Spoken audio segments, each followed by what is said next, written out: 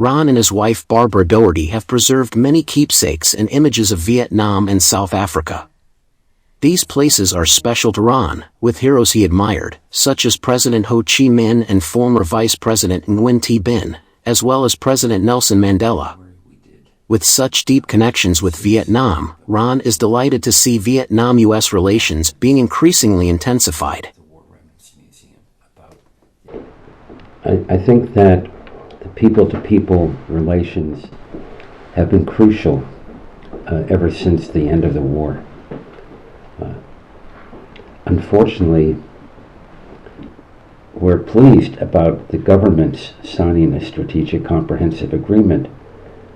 We call on our people from both sides to continue the very important people-to-people.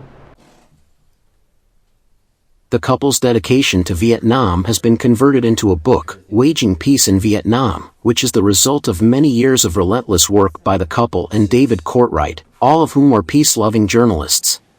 Since publication, they have held exhibitions to introduce the book at 19 universities in the U.S. and 8 in Vietnam.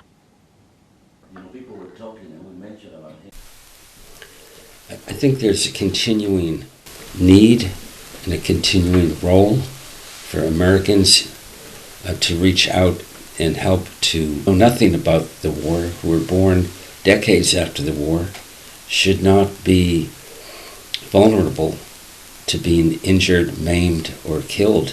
Know nothing about the war. The pain the war left for the Vietnamese people still concerns Ron. He is convinced that Americans should continue to take responsibility and remedy the consequences of war. And I've been working with groups of veterans and historians in the United States.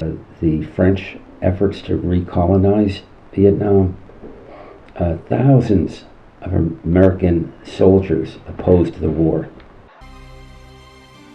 For him, the war is not over yet.